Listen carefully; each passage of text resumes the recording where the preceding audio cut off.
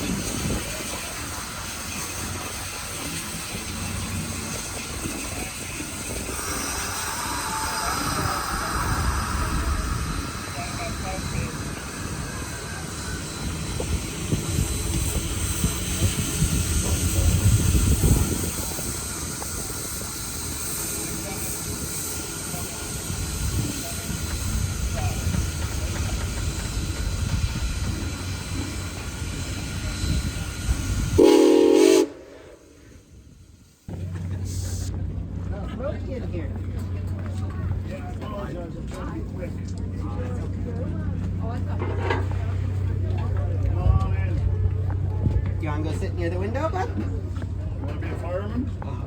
Be a fireman, you can be the engineer, Which one do you want to be? or you can just sit in the chair. However you want to do it.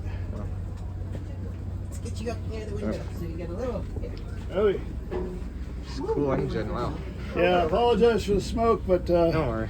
But I'm yeah, you want used to to this. Yeah. Wow. rip. My. Oh, Yep. yeah. Hey, I'm You all the, take yep, turns. Yeah. Yep, I'm the engineer for Dell. All right, very good. All right, well, thank All you guys for coming out. aboard. All right. So, welcome to the engineers or the railroaders office. This is where this is where all the action happens. This is how many? First of all, how many have been in the cab of a steam locomotive? 3751. right. I've only been in one that's not operating. All right. Anybody else? I've seen the inside, but never been in one. All right, well, I've been in a welcome. diesel engine cab before, but Okay, like well, but not this. So this It's a little is different. a but, change of scenery, and I love The it. job is the same. It makes the train go. Yep.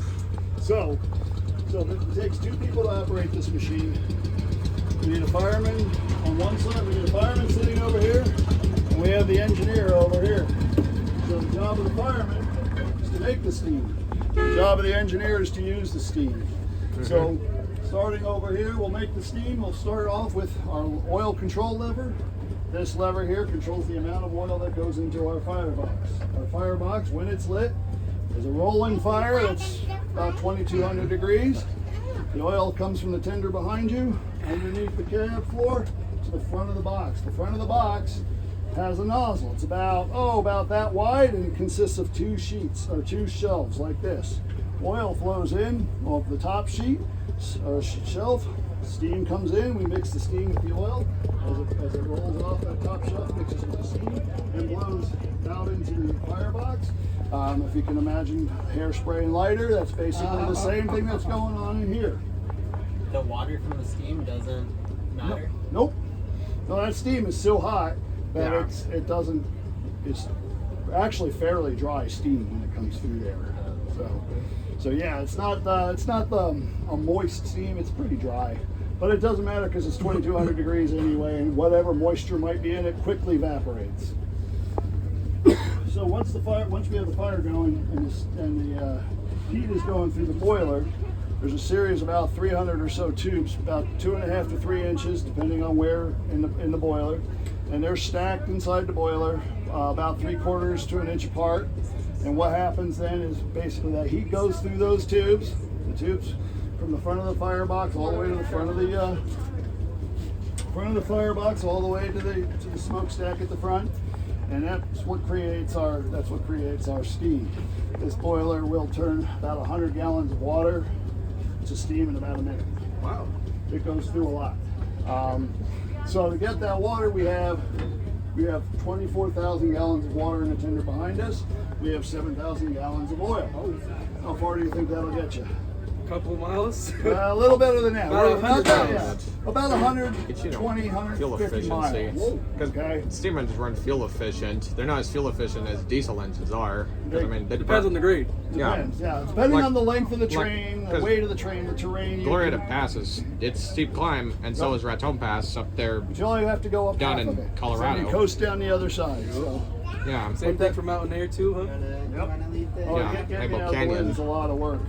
Yeah. So yeah, about every 150 miles or so, you'd have to stop and look for water. So that's So why the water's the limitation, not the oil. mostly the water. Yeah, mostly it's the water because you don't want to run out of water in a boiler like this because it'll be in a lot of trouble. Yeah. So. You don't want to run out of water. So yeah, that's Blow why up. typically you get to about half a tank, about 130, 150 miles, and you stop and you fill it and then you keep going. So So every 150 miles, is there a water tower? not anymore. No, Yeah. not anymore. Most of them are torn up But now. when they were in service, they were usually anywhere from 70 to 100 miles Okay. apart. There's if one you look- surviving. It's not used anymore, but Texaco, New Mexico still has it. Where Farwell, Texas is, still has I one. think Yep.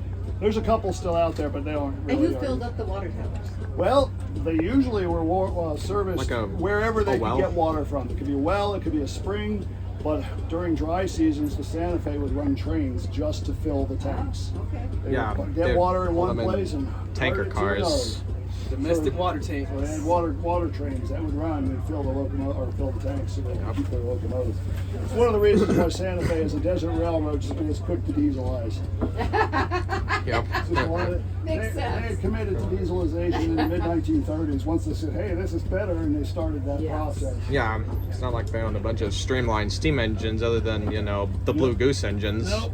So over here, we didn't talk about the engineer's station yet. It's- This is the engineer's station over here. We have Yeah. a throttle.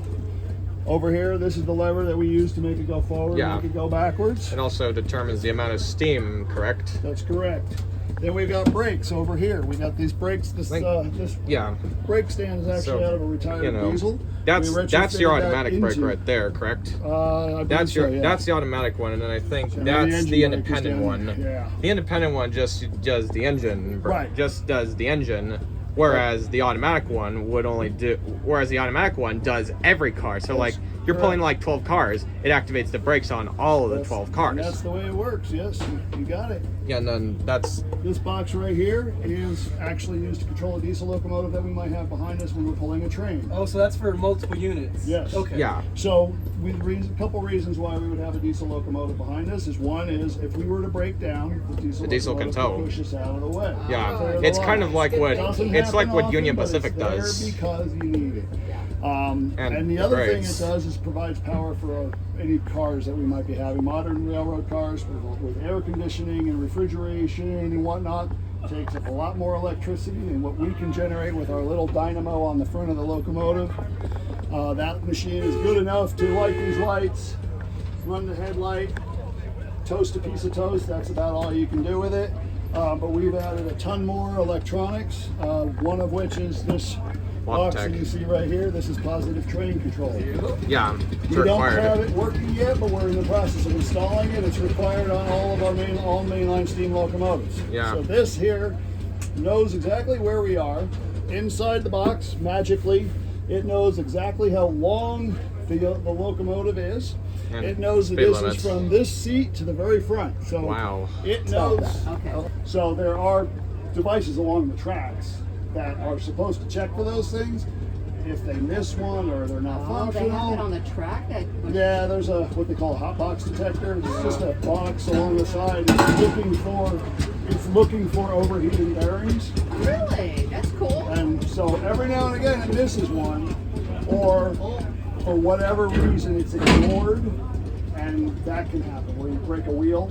Sometimes you just break a wheel. So the one that happened at Tehachapi, remember that was with all the Cadillacs that were in the or in the what were they, the auto? I never read what caused it. I mean, and that sat there for weeks. It Months. seems Yeah. like. Do you know about that one? No, or I what? don't. Oh, okay. Yeah.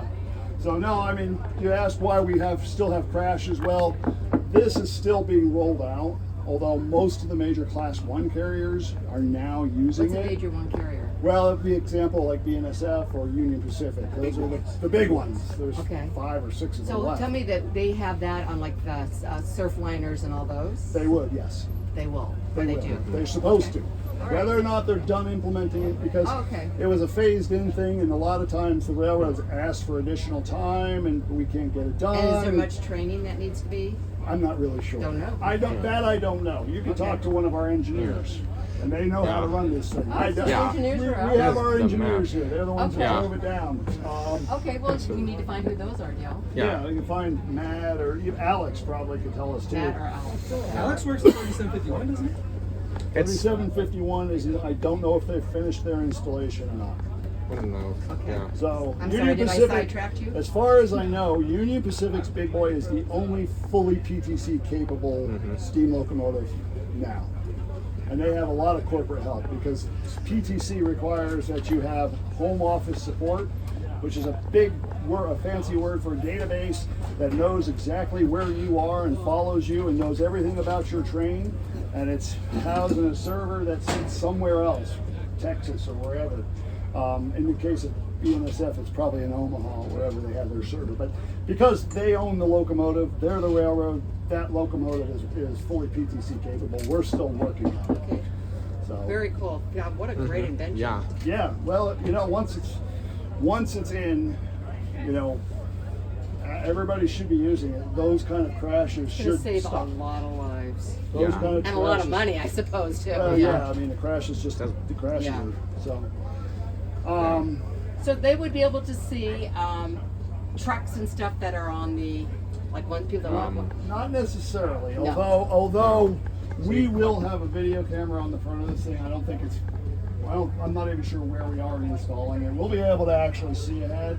Okay. Because if you want to sit in one of these seats, you can see how little you can see. Yeah, right here, your visibility's limited. There's no visibility. Oh, there Yeah. is. Because no. I remember hearing that whoever Go ahead. was Yeah. engineer would Yeah. look on that side. Yep. Whoever was Yeah. fireman would protect this side. That's right. That's So- correct. So that's why one other reason why it takes two people to run. Yeah. Two people have to keep an eye out on the track Yeah. and 'Cause, like, call out, "Hey, cow in the cow!" Yeah, You know, yeah. whatever. You By had to the have time some- you see it, it's probably too late. Yeah, you had to have some Yeah, good 'cause- The eyesight to cow see probably way wouldn't down hurt there. this, though. No. Well, No. Truck probably wouldn't. because Oh, six even a modes. truck. Okay. This How is- much does it weigh? This locomotive, fully loaded with oil and water, is just under 1 million pounds. 975,000 pounds. And it'll go over 100 miles an hour. Wow. So yeah, it's not going Nope. to stop. No, that's mean, impressive. They were built to. These things were designed to go very fast. Yes. Because they hauled heavy passenger trains. Yep. Dual service, fast freight. Of course, Yeah, and this was actually built during the World War II. It was designed. They were allowed to have it because it was going to pull freight or passengers. Passengers being troop trains, freight being things like One more supply time, materials. trains, material trains. So it kept a lot of people working for the steel, probably. Yes. Oh, yeah. Yep. Yep. yeah. Wow. Okay. Yeah, let's take a Anything I picture. haven't? Yeah. Let me get out No, of here. no, you need to stay in there. yeah. No. I like all the props and all the stuff in there. All No, right, stay. all right. So my question Yeah. is, how many of the gauges had to be replaced? Pretty much everything. Ah. Yeah. If it was made of glass or brass, it was either stolen or broken. Because I know 5,000, most of it is either broken. Yeah. Yeah, no, they got, you know, actually the ironic thing is we had to buy some of these off of like eBay. Really? We Actually, that makes a lot of sense. The joke is we bought our stuff back. Well, I'm technically a fireman, so I know how to do that.